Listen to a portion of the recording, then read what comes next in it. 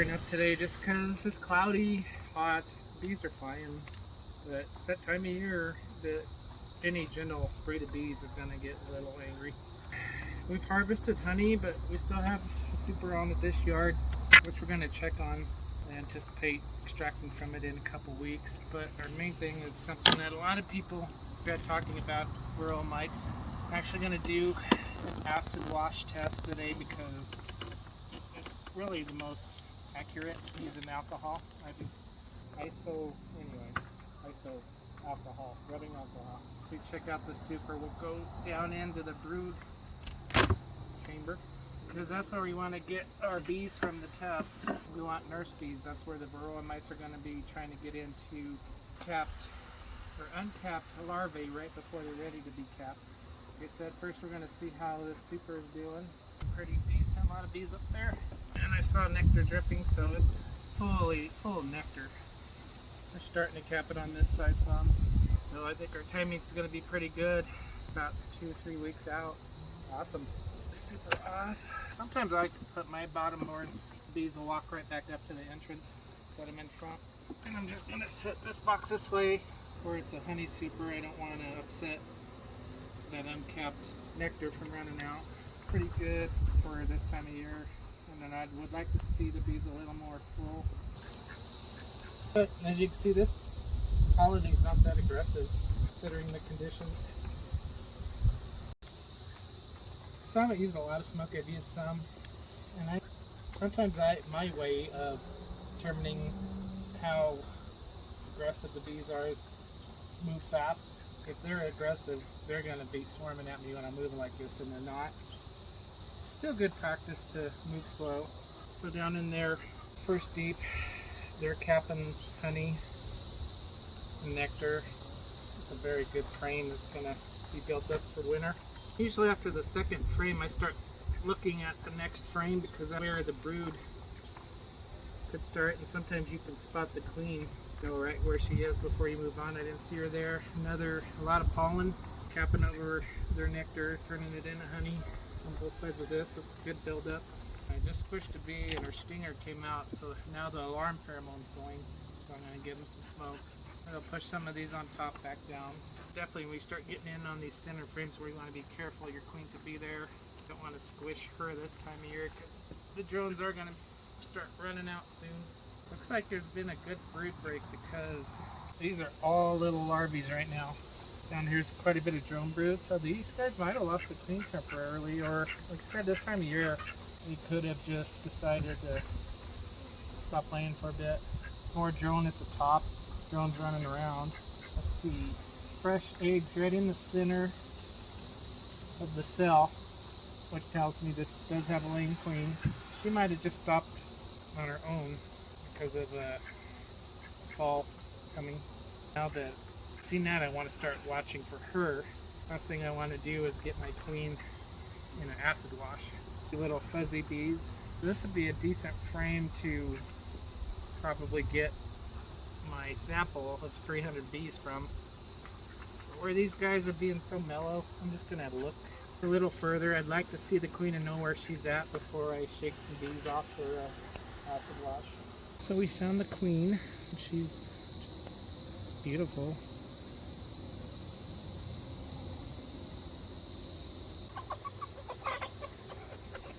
So we know where our queen is. We're going to put her back and immediately go back to this frame and get my sample since I know the queen's not there, and I know that this is a good brood frame with nurse bees.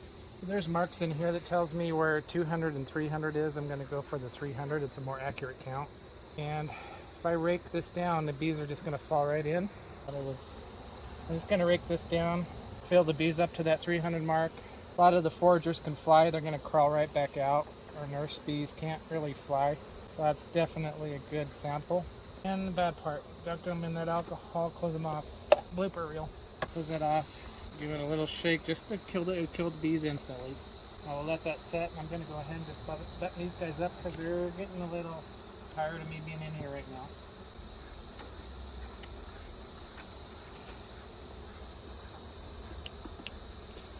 Wasn't the most graceful. I got my sample and we just swished it around for about a minute. 1, 2, 3, 4, 5, 6, 7, 8 maybe. Where I have a honey super on still, I'm going to do a little experiment. We have some rhubarb. I'm going to take one leaf, crush it up, put it on the top deep, and because rhubarb gives off natural oxalic acid, bees are going to chew that up, break it down, pull it out through the hive. In the process, they're going to spread that natural oxalic acid, which should kill mites, and is completely safe to use with the honey super on. You can actually use FDA approved oxalic acid with your honey supers on, but for my customers, I just would rather be all natural until my supers are off. But knowing we have a mite load, I'm not even going to check the rest of my colonies here. I'm going to just treat them with oxalic acid vaporizer and get them before we get into fall so that our brood can keep building. And then, I might do another mite check on a different colony after a couple of weeks and just see. But when you've got a ton of colonies, I'm not going to go through and kill 300 bees each time. I know what's present in my yard, so I'm going to start treating for it. And I have a video, I'll link to that. I may even do a fresh one for this year. Thanks for watching. We have honey on our website. Check it out. I'll put a link for you. See you later. So I dumped the bees out.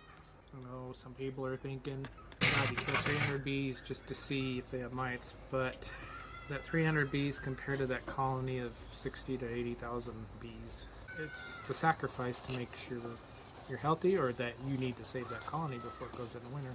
So anyway, what I'm going to do is just filter this alcohol through on a paper towel, and we'll get, because there's debris and stuff that could throw you off as to if it was actually varroa mites in there or not, and then you can reuse your alcohol. So I'm going to give this a little more of a rinse. I'm just going to go one more time because I think I lost some.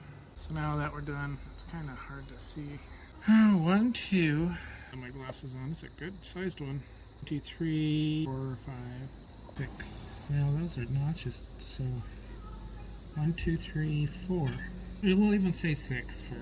That's really good. I can't do the math in my head, but 6 out of 300. You divide that to get your percentage. So I've seen tests where people have gotten 16 in 300 or more, and that's when you're in trouble. So we're not in trouble. I put that rhubarb in there. We'll see what that does. I'll do them another test when I take that super off in a couple weeks and see if the rhubarb knocked this down to less than 6, or best case that they aren't growing in size, because fall is when your bees decline in population and the varroa take advantage of that and they are multiplying. So that's why we want to hit them. Like I said, I'm going to just hit my other colonies with some oxalic acid vaporizer. Keep them healthy going into fall and winter, so next year we can split and keep growing our business. Thanks for watching.